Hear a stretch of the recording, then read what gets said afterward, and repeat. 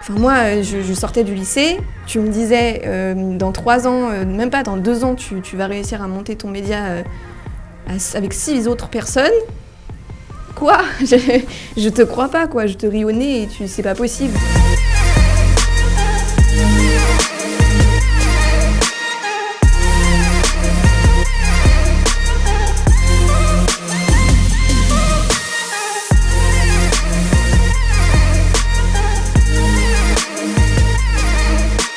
Le projet qui m'a marqué à l'école W, c'est le projet qu'on a effectué en 2e année, qui a consisté en fait à incorporer une image à un clip musical.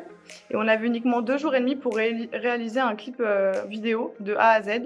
Ce stage met un terme à 3 ans d'études à l'école W, donc c'est un stage de 6 mois. À France Télévisions, à Tahiti, j'ai décidé de partir là-bas pour changer de vie, pour changer de cadre et pour avoir une expérience professionnelle hors norme.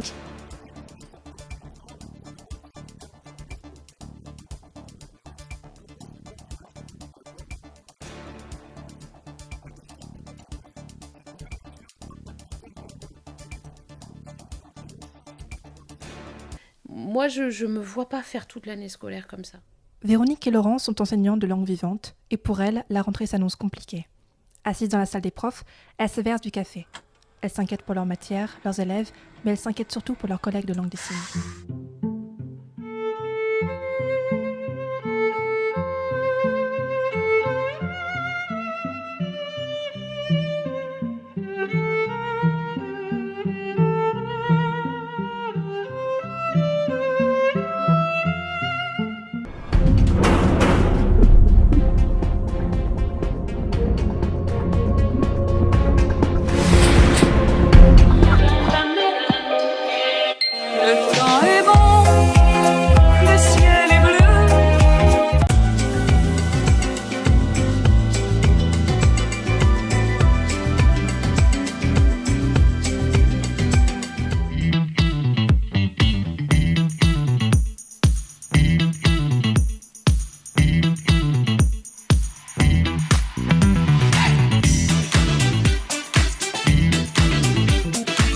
Bonjour à tous, je suis évidemment, vous m'avez reconnu, hein, je suis Octave Charles Rebuffic. Pourquoi je vous dis toujours mes 2 noms de famille? Je peux le dire Octave, donc je suis Octave. Allez, lui, il est pas parti dans la bonne direction. Mais arrêtez! C'est dommage. Tiens, prends ça, fils de pute!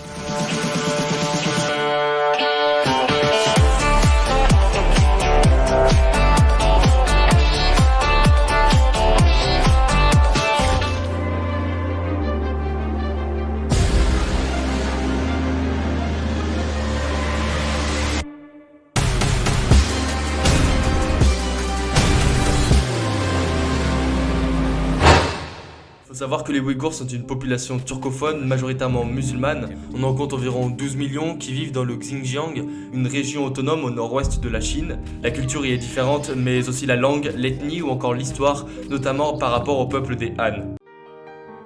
Ils tentent d'étouffer notre art, faut être honnête.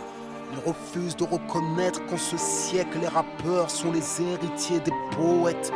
Notre poésie est urbaine, l'art est universel, notre poésie est humaine.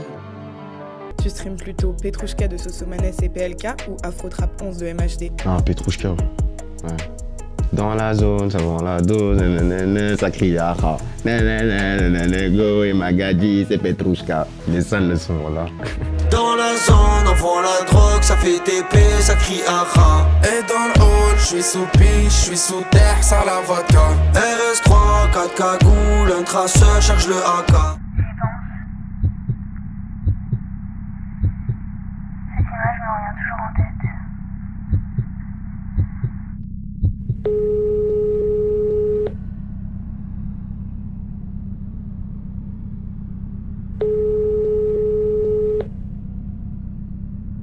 Revenge Porn, si, j'ai déjà entendu parler, c'était... Vous pouvez me redonner un petit... C'est le fait de, par exemple, d'échanger des news avec... Ouais, et après, il y a les gens ils poucavent, ils envoient aux autres. Ouais, bah ça c'est pas bien. Hein. Oui, j'ai déjà entendu parler, je connais une fille à qui c'est arrivé. Ils ont pensé que c'était une pute.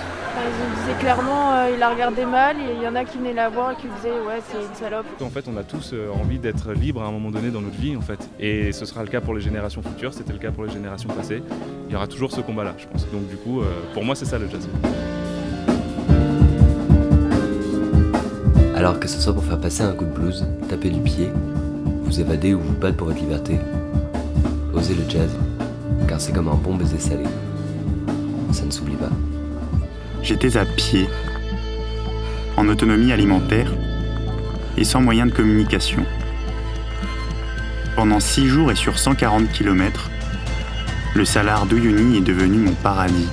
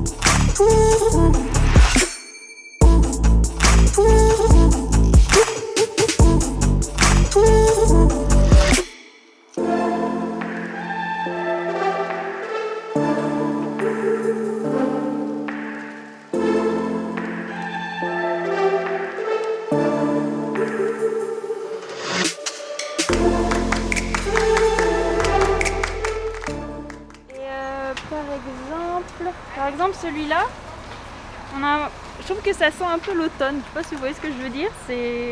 J'arrive pas à dire, c'est un sentiment au fond de soi qui est assez dur à décrire. Voilà.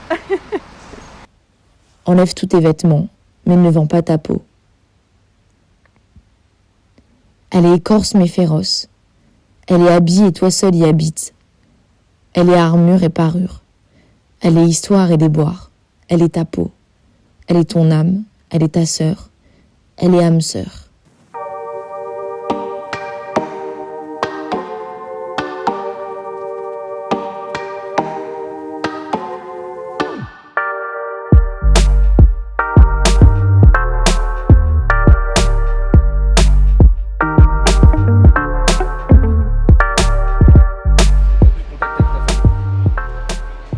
Ex-femme, le problème, fini. Elle a 2 filles, ma messagère. Quand je fais du skate, j'ai l'impression que mes problèmes passent à côté et que je suis seul au monde et qu'il n'y a que le skate qui importe. Bonjour, je m'appelle Thomas Ferrier, j'ai 21 ans et je suis étudiant en 4e année en école d'ingénieur. Je pense que pour être heureux, il faut relativiser pas mal. Quand il t'arrive un truc, bah, tu regardes ce qui est mieux, ce qui te fait plus plaisir. Il faut avoir des amis, ça c'est facile. Tu trouves des gens que t'aimes bien. Et il faut faire des blagues, il faut faire beaucoup de blagues, plein de blagues. Voilà. Mais comme il a dit, il faut beaucoup rigoler. Voilà, c'est important de rigoler. Il faut beaucoup rigoler. Moi je suis bon public. Même, franchement, c'est pas mature, mais même un prout, je rigole, je m'en fous. C'est ici le casting? Bonjour, c'est moi la Méricorée. Cocoricorée.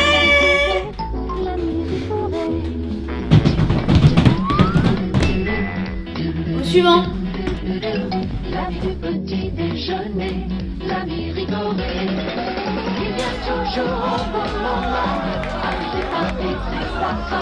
La vie petite déjeuner. La vie petite. Ça y est, je viens de terminer ma journée, du coup je quitte le bureau. L'article que j'ai écrit ce matin est en cours de validation. J'ai envoyé les photos qui ont été validées. J'espère que ça vous a plu de me suivre dans ma journée de chargée de communication chez Possible Futur. Et je vous dis à bientôt pour un prochain W at Work.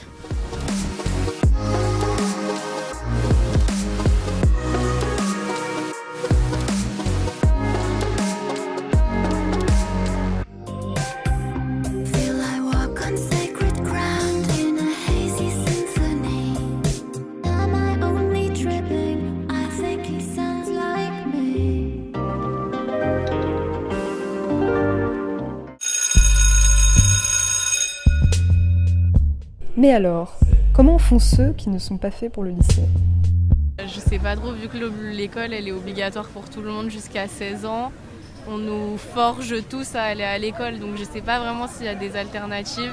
En tout cas, pas d'équivalence pour l'instant, puisque même dans le monde du travail, tu es obligé d'avoir des diplômes. Peut-être que ça pourrait se développer, en tout cas pour des élèves qui arrivent pas, qui sont pas scolaires. Heureusement, à l'école, j'ai fait de très belles rencontres, notamment des personnes qui sont eux aussi, qui ont aussi découvert le graphisme à peu près au même moment que moi. On s'est un peu entraidés, on se donnait des conseils, on s'apprenait mutuellement. Du coup, c'était un cercle vraiment vertueux, où on apprenait des choses entre nous, on se donnait des conseils. Et au final, ça m'a permis de progresser parce qu'en fait, plus je faisais des choses, plus je tentais des choses, plus j'aimais en fait le graphisme, à tel point que l'année dernière, je me suis dit bon, on va se tourner vers la direction artistique parce que très honnêtement, je me vois faire ça encore dans 10 ou 15 ans. Moi, j'aime beaucoup travailler en groupe. De toute façon, c'est comme ça qu'on travaille aujourd'hui, même en agence de communication. C'est toujours un groupe avec des personnes qui partagent des choses. Et en fait, il faut réussir à rassembler toutes ces idées-là sur une même ligne commune. C'est la Big ID en gros. Et je trouve que en ce sens-là, le travail en groupe est très intéressant. Pour moi, acheter un friperie, ça dépend des motivations de chacun, mais ça peut être un acte engagé et écologique, complètement. Parce qu'une fois de plus, on est dans cette théorie du recyclage et oui, plus de pas gâcher, une fois de plus. Je pense que les friperies sont une solution plus écologique pour s'habiller.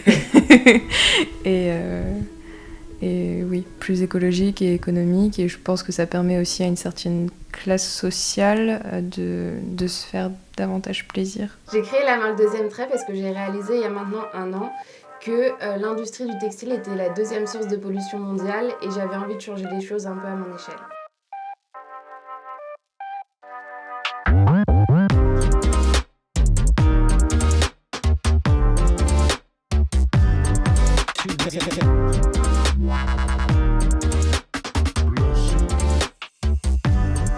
H-League, c'est un projet qui a pour but de professionnaliser le handisport. Ça passe par plein de choses, ça passe par la médiatisation, ça passe par l'organisation d'événements, par l'apprentissage des athlètes, de leur communication et de leur financement. J'ai rejoint H-League déjà parce que sur le coup, faire du droit, me lancer dans un projet, ça me paraissait être vraiment la bonne chose à faire. J'avais besoin de structure, j'avais besoin d'une ligne directrice pour bien avancer.